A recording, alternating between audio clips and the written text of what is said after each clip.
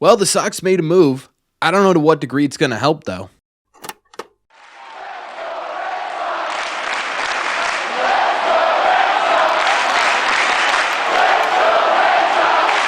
What is going on, everybody? Welcome back to Red Seat Radio. My name is Corbin, and thank you very much for clicking on the second video today. Hey, take a look at that. No live stream because the game ends up getting canceled. We will be doing that tomorrow, just a heads up. Instead, we get to do two videos in the same day. It's like we didn't even have a live stream. We're good to go, though. Either way, we all kind of know the Red Sox situation over there at first base. We all kind of know that everything's kind of up in the air right now at first base. We all kind of talked about the idea of the Red Sox bringing in some outside help. Well, they did do that in a trade they made just a couple of hours ago here. I'm just curious as to what role this player will actually end up holding. But let's talk about the trade first before we get into that. The trade that was made this afternoon was the Red Sox traded with the Los Angeles Angels for first baseman Ryan Noda. Now, this is kind of a cool trade for the Red Sox because they didn't really give anything up. Coming to the Red Sox, obviously Ryan Noda. Going to the Angels is cash considerations. The Red Sox virtually gave up just a few bucks to get this guy on the Boston Red Sox. The real question, though, is do the Red Sox view this guy as their first base solution? Before we continue with this video, I just want to take a second and say if you haven't checked out the Red Seat merch yet, I promise you it's well worth it. We got some all brand new Red Seat Radio merchandise collections. We've got t-shirts, we've got hoodies, we've got 3 different styles for you to choose from, and we've got embroidered Red Seat hats. I'm wearing mine backwards right now. I don't know why I'm doing that for this ad, but I promise you it is embroidered and they look absolutely fantastic. So if you haven't picked them up yet, I highly recommend doing so. You can either find the link to the store in the description of this video, or if you head over to the store tab on YouTube, click one of those pictures, that link will take you right there. Thank you all very much for taking a second. Considering getting yourself some Red Seat merch, let's get back to the video.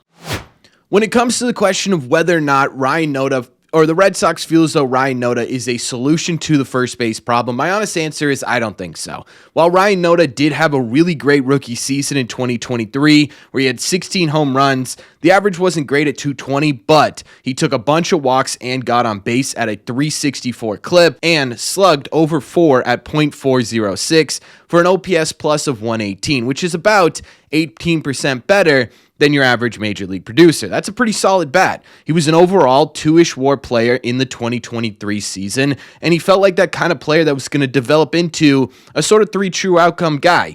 A good example of this was Kyle Schwarber when he was with the Red Sox. Really Kyle Schwarber now, right? Guy who can give you 20, 30, 40 home runs, give you an on-base percentage north of 350, but have that average a little bit lower, right? That's sort of the player that Ryan Noda initially was profiled out to be. The problem with this, though, is that after 2023, things kind of took a downward spiral for Noda in his performance. Last season, he had a 137 average, a 255 on-base percentage, and just a 211 slug in 36 games for the A's, which brought his OPS plus plummeting down to a 38, which is about, I'm doing the math as I'm speaking right now, 62% below league average production, right? That is not a very good productive bat at the major league level. Obviously, he did not last long at the major league level, and this offseason was moved over to LA, where he spent time in AAA with them. Now, in AAA, he didn't really pick things up a bit, to be honest with you. The average is still really low. It's at 148. The on-base percentage is back up a bit at 364, so he's back to being that sort of 3 true outcome guy. The problem with that is he's missing one of those outcomes. He's not hitting for power. He's got a 270 slug during that time as well. I don't know about you guys, but that doesn't really sound like someone who is definitively better than what the Red Sox got going on right now. Maybe they brought him in as a platoon option with Romy Gonzalez or Nick Sogard. Whenever Romy gets back, they can make that decision, right? Ryan Noda is a left-handed bat. Maybe that's potentially what they're thinking here. I've seen that comment quite a bit in terms of sort of immediate reactions on Red Sox Twitter. I honestly, personally don't think that makes a ton of sense. If you look at his platoon splits throughout his career, yeah, they're pretty even, right? There's not really a big difference. It's not like he's a right-handed pitching killer or anything. In fact, honestly, his power potential actually goes down when he faces right-handed pitchers as opposed to when he faces left-handed pitchers. And in the year that he was really good, I shouldn't say really good, solid at the major league level, it was kind of the same thing, right? He was actually worse against right-handed pitchers than he was against left-handed pitchers. So I don't know that really having him be a platoon bat makes a ton of sense for the Boston Red Sox. To me, honestly, ultimately what this boils down to, what this deal really is it's kind of emergency depth on the Red Sox 40-man roster. An emergency depth in the sense that this is someone who's naturally a first baseman, right? This is a guy who came up as a first baseman / outfielder. This is a guy who knows the position pretty well. If something goes wrong, you can count on at least having someone on your 40-man roster that you can actually point to, because right now, you don't really have one of those, right? You got Romy Gonzalez, who's been pretty solid over there at first base, I think, for being thrown into it on basically an everyday level before he got hurt, but not naturally a first baseman. You got Nick Sogard most of the time over there right now. Again, he just picked up first base at the very end of last year, really mostly this season. You got Vaughn Grissom on the 40-man roster who just picked it up this season. You got Abraham Toro, who's currently on the team, who hasn't really been playing that much because he's not really offering you anything at the major league level, but also only has 22 games at first base, right? You've got a whole bunch of options over there at first base, but you don't really have anyone who's sort of a natural first baseman, who's played 100+ games at first base, who's come up in the minor leagues playing a whole bunch of games at first base. The bare minimum, that's what Ryan Noda can give you, right? And I think that's exactly why the Red Sox made this decision to pull the trigger on this trade. And my backup for that is not only the current situation of the Red Sox, but also the fact that they added him to the 40-man roster. The way they did that was to put Masataka Yoshida on the 60-day IL. No, that's not going to affect his timeline all that much. They were able to backdate it all the way back to the beginning of the season. So hypothetically here, he could come off the 60-day IL starting tomorrow. We all know that's not going to happen. Man, I sit here with Masataka Yoshida, and every single day that goes by, you sit there and you say, what would this lineup look like with Masataka Yoshida's bat in the middle of this order, right? You're kind of missing that sort of 4, 5, 6. Would Masa be able to slot in there and give you something, at least league average to above league average production there, and really sort of transform the way this offense is going right now? Total distraction. Every time he comes up, I'm like, what would this team look like with Masataka Yoshida on it? Totally besides the point. He was moved to the 60-day IL, so they put him on the 40-man roster, but they didn't put him on the 26-man roster. They actually optioned him down to AAA Worcester, and I think that's a pretty big indicator, right? Because if their plan was to have him be sort of the main first baseman in this sort of weird period for the Red Sox, they probably would have added him to the 26-man, right? If they were planning on platooning him with someone over there, either Nick Sogard or Romy Gonzalez or whoever, they probably would have already made that move, right? They probably would have immediately put him onto the 26-man roster. The only thing I could think of is that maybe he's injured, but he's been playing with the Angels AAA affiliate, so I don't think it's that so much either. To me, those two things combined really, really indicate that this guy is emergency depth for the Boston Red Sox, and I don't entirely think that's a bad thing. Ultimately, what are the Red Sox plans for first base? I think it's kind of obvious at this point that the Red Sox are ultimately planning on moving Christian Campbell over to first base at some point.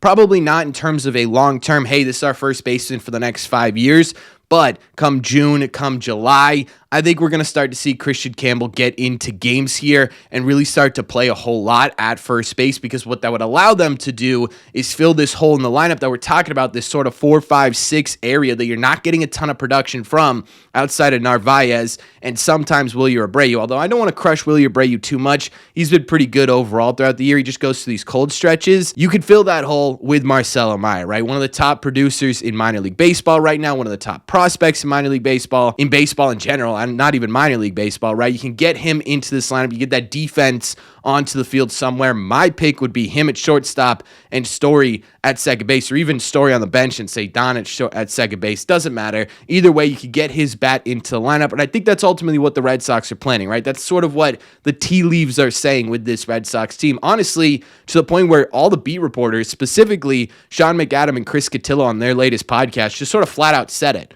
Right, they flat out said it appears as though it's going to be Christian Campbell at first base and Marcelo Meyer coming up to play somewhere in the middle infield. I ultimately don't hate that idea, and I ultimately don't hate this trade. Again, you had no one on this 40-man roster that was a natural-born first baseman. This guy is, and I think at the bare minimum, that's worth giving up some cash considerations for. Now, I know one thing we're going to see a lot in this comment section is we're going to see a whole lot of, wow, this is the Red Sox being cheap. They're dumpster diving. They just don't want to go out and get a real first baseman.